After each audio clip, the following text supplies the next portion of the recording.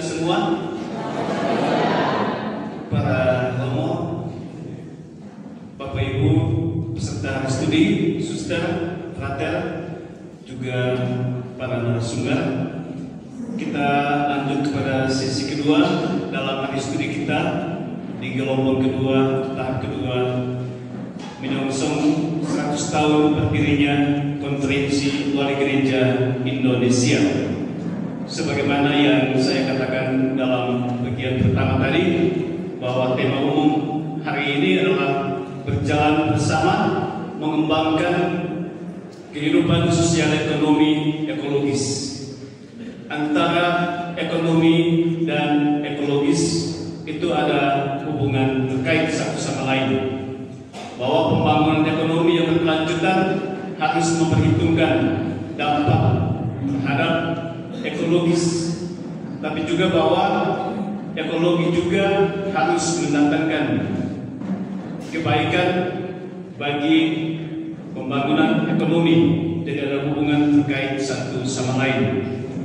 Di materi kedua hari ini kita akan mengikuti materi yang akan disampaikan oleh Romo Marcel Seludin dengan tema peran PSI KWI dan Keuskupan dalam mengembangkan kehidupan sosial ekonomi ekologis.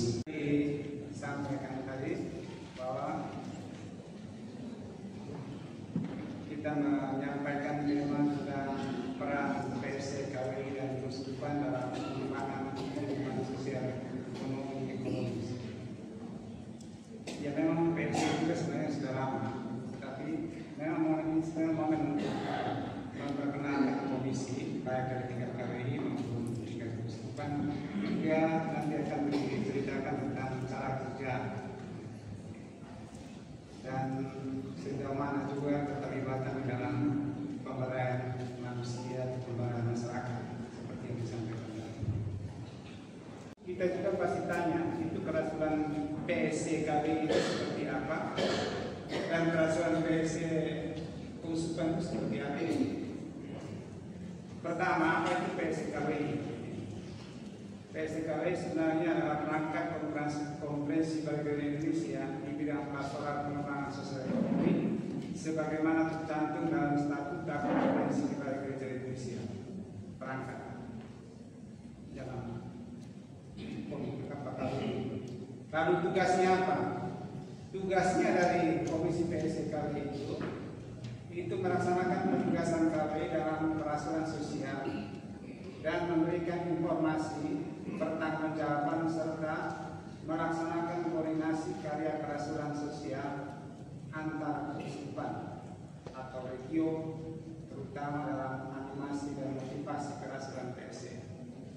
Karena memang ada tingkat KWI konferensi, kemudian ada tingkat regio itu satu wilayah tertentu seperti kita di Indonesia ada 8 keuskupan satu wilayah.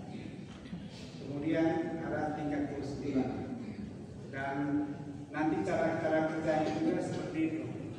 Prosesnya sama, hanya saja untuk melihat tentang latar belakang budaya, karakteristik budaya setempat yang harus dilihat sesuai dengan tingkat-tingkat itu. Pada KWI, informasi dan saran yang berorientasi pada dasarnya pembangunan nasional serta Komisi PSI Keuskupan membantu uskup dalam kerasulan sosial di keuskupan dan sekaligus mengkoordinasi animasi dan motivasi kerasulan sosial antara paroki di keuskupannya. Gerakan Komisi PSI dalam keuskupan terikat pada seluruh tatanan pastoral yang digariskan dalam keuskupan.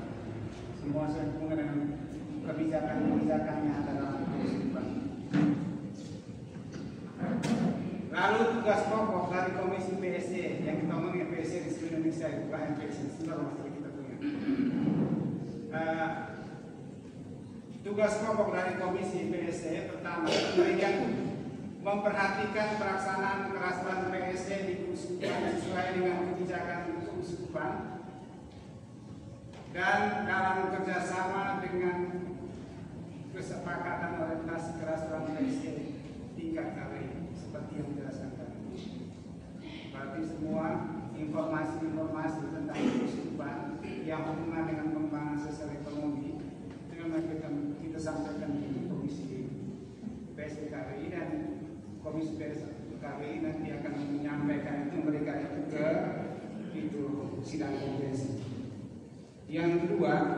memberikan animasi kepada umat keuskupan tentang pastoral kerasulan PSC dan menggerakkan umat untuk kerjasama PSC dalam konteks kemandirian dan pembangunan mutu hidup umat.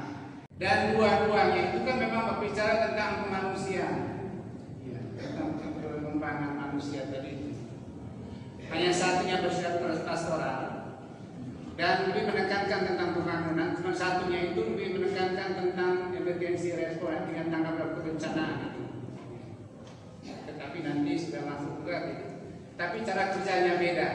Kalau satunya itu sifatnya pastoral, sebagai satu PSC maksudnya. Sementara kalau Karina sebagai satu yayasan, karena itu mengikuti aturan yayasan dan standar manajemen juga sesuai dengan itu Caritas Internasional dengan dia punya manajemen standar. Dan lalu pertanyaan kita yang dikerjakan oleh Karina itu apa? Ya sebenarnya kajian-kajian tentang kebencanaan. Ada beberapa bencana, banjir, gempa bumi, kekeringan, ya tsunami, ini sudah perubahan iklim. Tadi dari kamar saya dengar dengan kok sekarang kan sudah bulan begini kok baru ada hujan seperti ada hujan musim. Ya memang karena ini kan perubahan iklim seperti itu. Sehingga karena kita kalau sudah kita mengalami bencana El Nino, nanti sedangkan kita mengalami bencana La Nina. Ya. Sehingga nanti Juli sampai September itu musim hujan yang tidak enak, ya bisa tanam seperti biasa. Ya. Biasanya kan setiap 3 tahun itu kita mengadakan untuk rencana strategis. Rencana strategis 3 tahun. Itu di Karina juga ada, di PSC juga ada.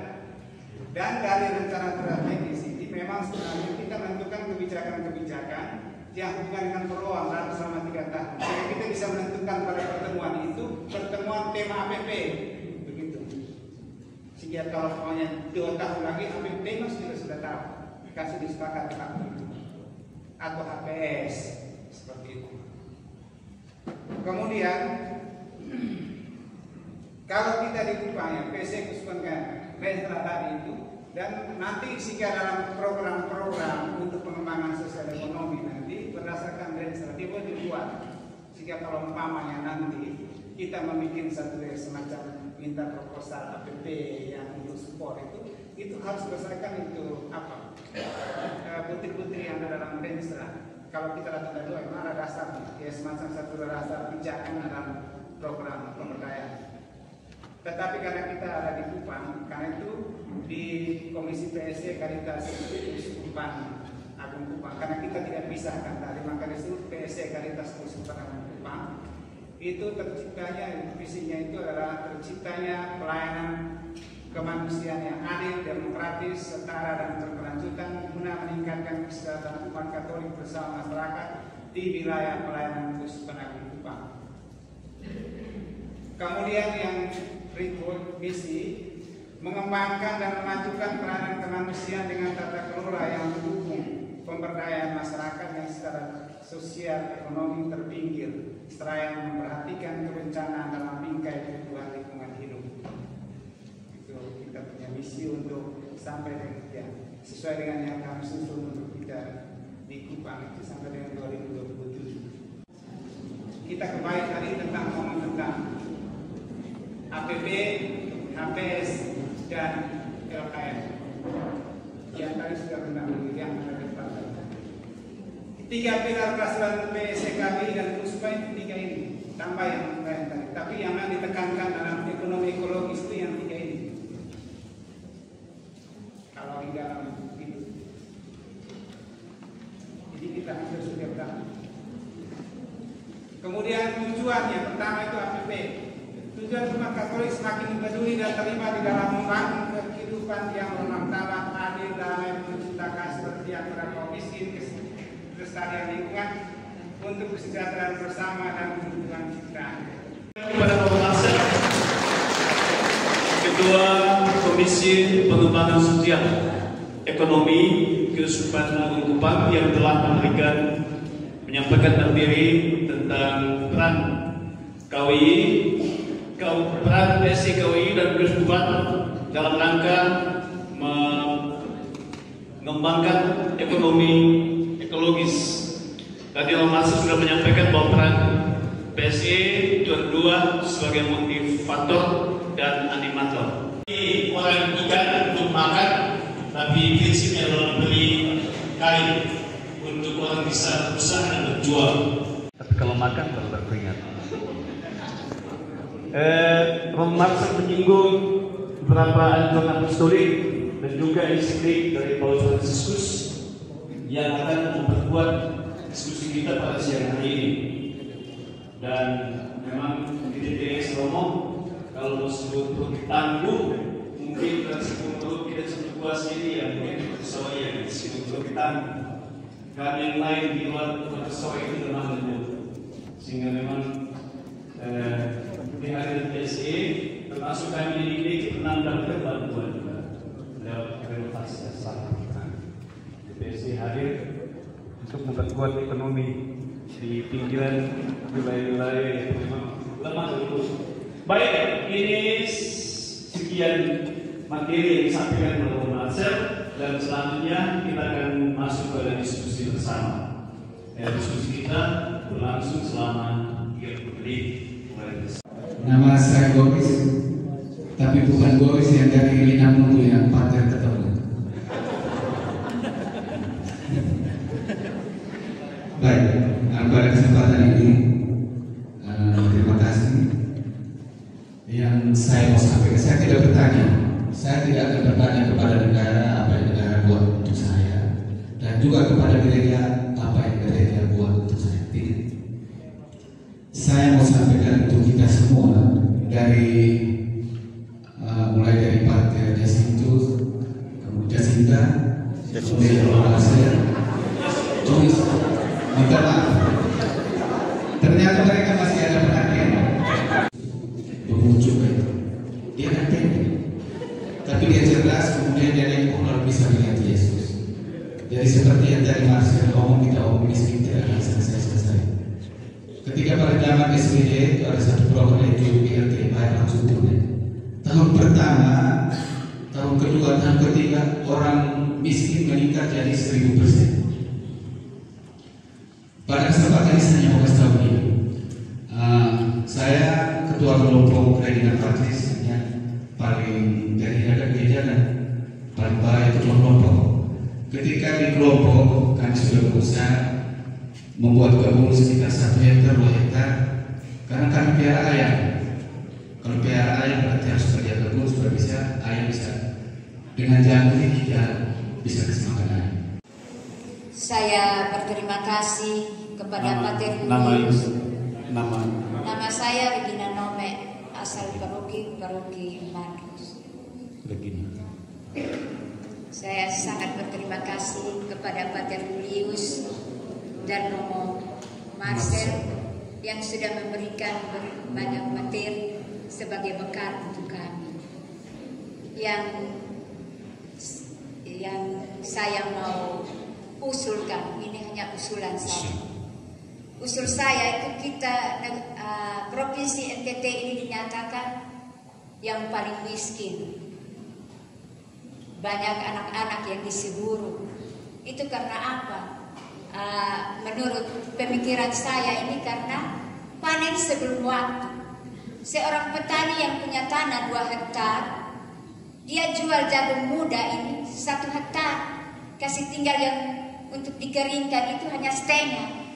Nah, kalau dia berjualan terus tidak laku, maka tentu ekonomi dalam rumah tangganya akan amburadul. Ada juga yang panen kelapa muda, terus kelapa itu bisa dibuat minyak dan lain sebagainya. Kita dinyatakan miskin karena memang petaninya rajin-rajin, tapi tidak. Saya ya seperti itu. Kurang lebihnya saya mohon maaf karena itu pengamatan saya. Terima kasih. Terus mengapa ada disebut karena apa? Pelihara ayam kampung dijual, telur dan dijual, beli ayam ras, beli telur ayam kampung. Terus yang ada bantuan dari dinas kesehatan, apa yang saya lihat kasih telur ayam ras.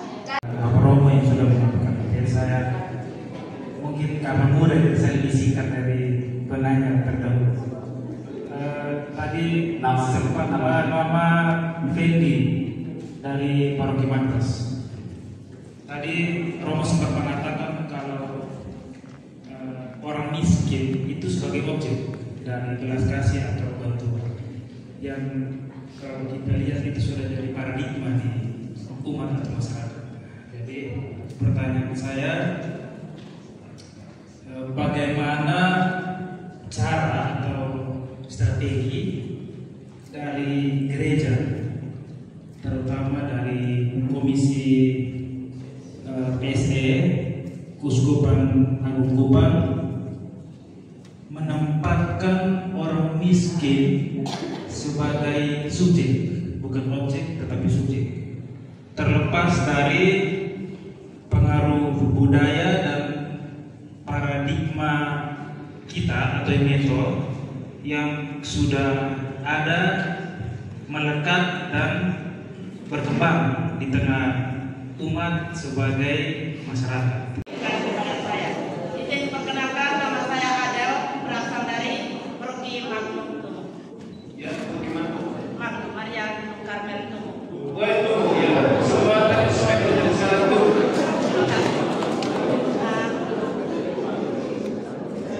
Izin bertanya bahwa bantuan yang diberikan kepada umat yang berada pada Paroki Magnum Tumu yang paling terakhir itu adalah berupa tanaman cerahiman.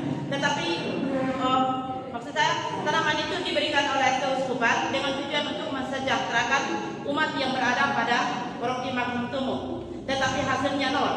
Kenapa saya mengatakan bahwa hasilnya nol? Tanaman-tanaman tersebut pada akhirnya mati. Penyebabnya adalah kekurangan air. Untuk itu, maka diharapkan kepada pihak keuskupan agar kalau boleh untuk mensejahterakan umat yang ada pada Paroki Magnum Tumu diadakan pengadaan sumur bor atau sumber air minum yang dekat. Tujuannya untuk perbaikan ekonomi ditambah juga dengan perbaikan kesehatan. Terima kasih banyak. Dulu sama Mas di Paroki sebelah itu pernah satu kali orang mau kebun harus bayar dengan beras. Saya marah. Masa bukan yang punya kebun, kita mesti kasih beras kalau kita dari kebun coba. Dan kalau depan kalau saya kasih beras kan, itu dia kasih kebun ke tidak. Kan sebenarnya satu program yang mau bagi juga dengan tujuan TBC tertentu kita juga tahu. Ya ini masalahnya itu suka menurut saya itu program-program yang tidak mendatangkan itu. Tapi kalau yang seperti yang diseringkan dari bagaimana karena menata hidup keluarga dengan apa kemampuan. Ya, memang karena kita semua ini kan punya kemampuan, kita punya bakat, kita semua kan punya. Ini kan kita jaga kampung-kampung. Orang pernah mengatakan begini, kami itu kredit macet karena koperasi. Tidak ada. Mereka mengatakan kami kalau malu kalau yang utang koperasi tidak bayar. Siapa begitu? Jadi ya kami malu kalau utang kami koperasi itu tidak dibayar atau tunggal. Kami harus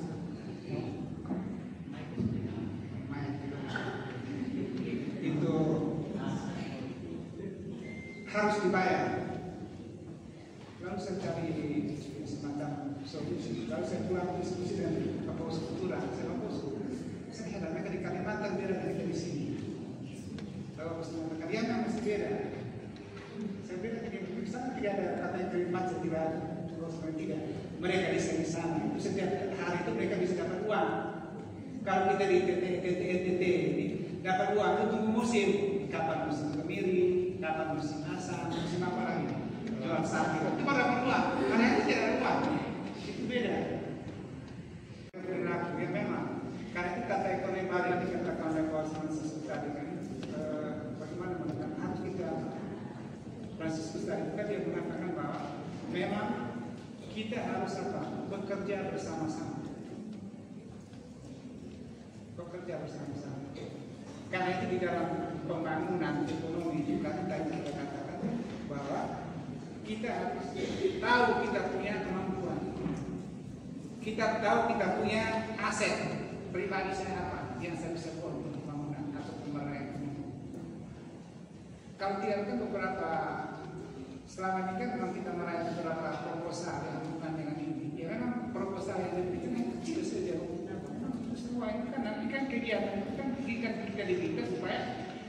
kepada pihak kelompok itu atau itu yang mendapatkan itu hanya sebagai bangsa, bukan formulas kasih masih ada sekitar tapi ya sudah. Ya memang waktu itu kan ada bantuan itu maksudnya kan karena itu tanah pada tahun kelima, tapi karena kurang ada perawatan makanya mati. Maka dia minta tadi itu kan air. Tetapi kalau air yang dimasukkan adalah untuk masyarakat atau bisnis lain kan itu kan bisa sebenarnya. Tapi kan mesti ada sumber air yang bisa diambil. Tapi untuk support bisa dibantu. Tapi kalau umpamanya dia hanya apa namanya mata airnya tidak, karena kebanyakan yang kita tinggal itu kali habis air tidak ada. Ya, termasuk ini kita begitu.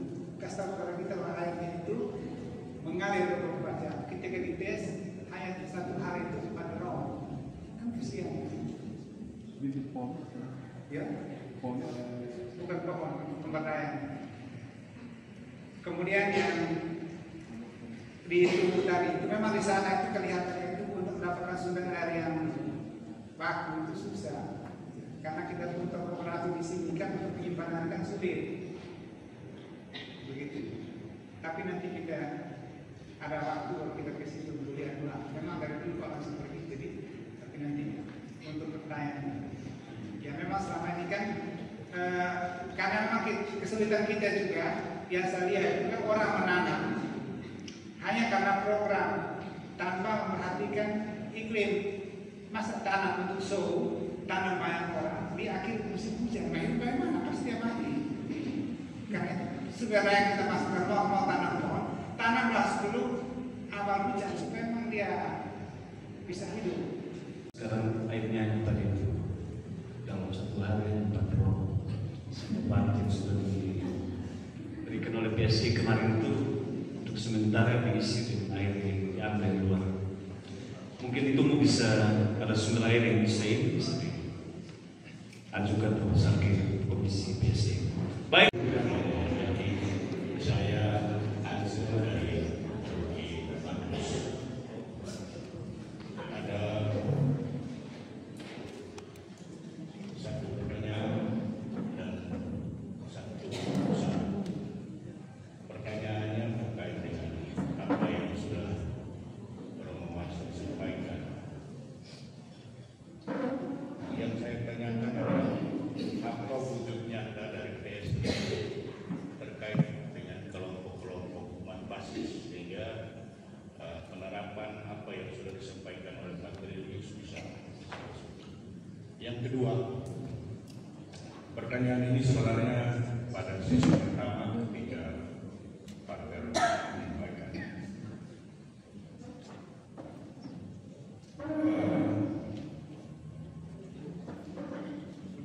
Penelitian yang Pak sudah lakukan itu dan ilmunya, materinya itu profan sekali.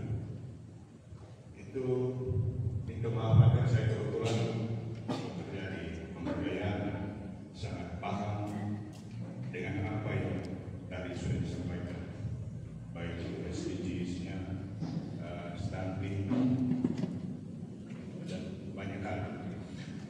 Yang saya pertanyakan adalah bisakah atau adakah dasar biologi terkait dengan materi yang tadi disampaikan? Karena ini profan sekali menurut saya. Dari materi yang pertama membahas tentang kemiskinan dan yang kedua adalah peran PSI dalam pengembangan sosial ekonomi ekologis. Saya langsung ke pertanyaannya. Apakah ada kebijakan atau program kerja dari PSI untuk paroki-paroki untuk mengatasi sosial, ekonomi dan ekologis, terutama untuk mengurangi angka kemiskinan di setiap umat Katolik di setiap paroki? Apakah ada atau tidak? Dan saran saya usulan untuk pengembangan ekonomi ekologis, mungkin usulan saya adalah setiap paroki mewajibkan setiap umat untuk menanam tanaman-tanaman yang berproduksi atau menghasilkan. Mungkin ini usulan semua paroki dan semua umat Katolik yang wilayah Soe. Itu pertanyaan kebijakan atau program kerja yang bisa dibuat oleh PSE untuk sektor paroki untuk pengembangan ekonomi ekologis. Ini saja yang saya tanya. Terima kasih. Juga untuk yang kedua kalinya. Tadi tanggapan yang diberikan oleh Romo bahwa pada paroki Magnum kalau ada sumber air yang dekat maka boleh kami memberikan proposal. Jujur untuk letak geologis tempat geografis tempat kami berada itu untuk sumber air yang dekat dengan paroki itu sedikit susah. Sekedar gambaran untuk umat untuk mendapatkan air minum saja harus berjalan sekitar 10 sampai dengan 12 km baru bisa mendapatkan air minum.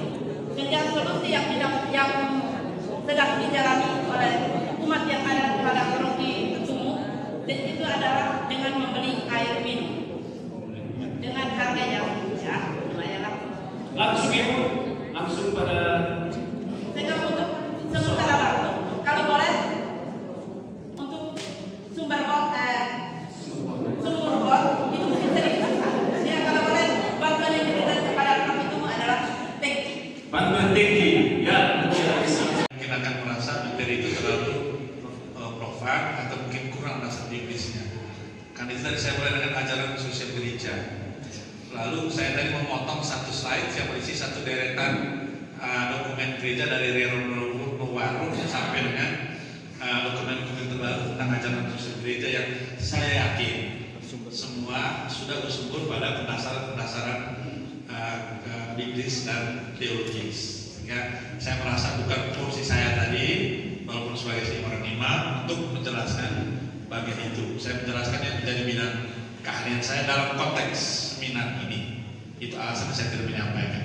Yang kedua, mungkin yang perlu diteliti adalah apakah masukan-masukan tadi itu berlawanan dengan ajaran-ajaran sosial gereja. Kalau tidak berarti memang secara biblis bisa dibenarkan. Mungkin itu sederhananya.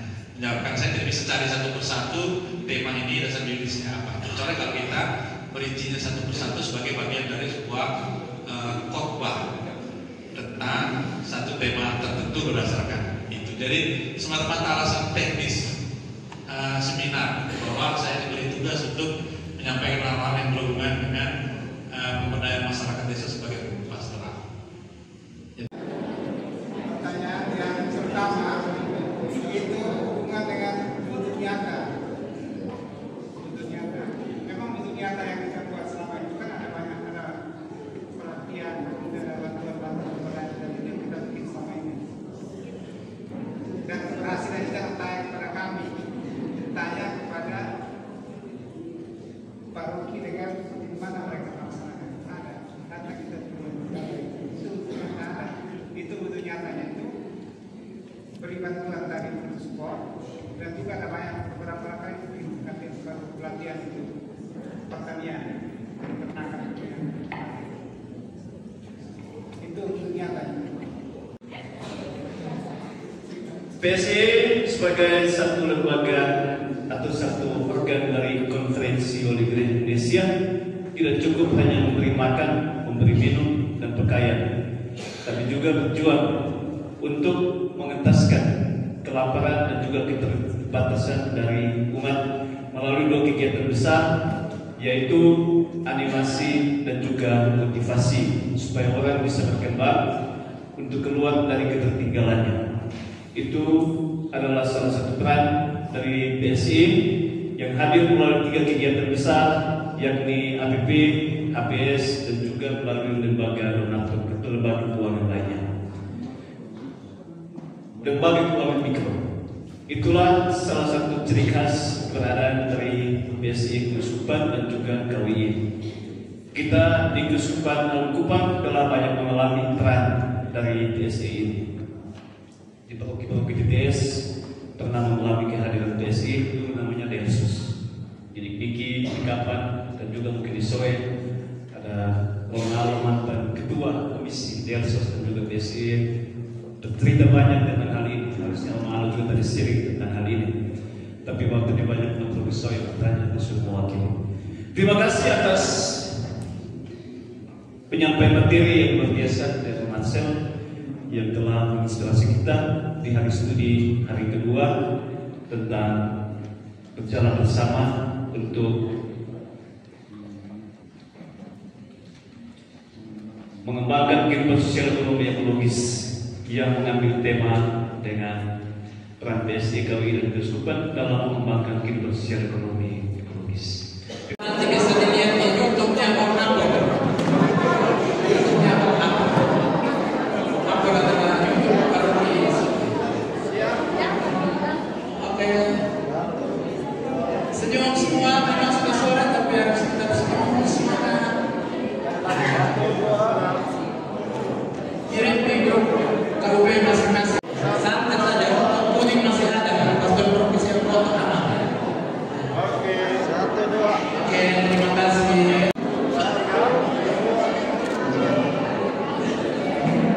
Oke, terima kasih. Oke, silakan terus nanti mau mana? Ini mana nih pembicaranya? Siapa? 1, 2. Ini kan mana? Oh, saya kamera besar. Silakan saya gitu Pastor Proki. Oke. 1, 2. Oke, 1, 2. Oke.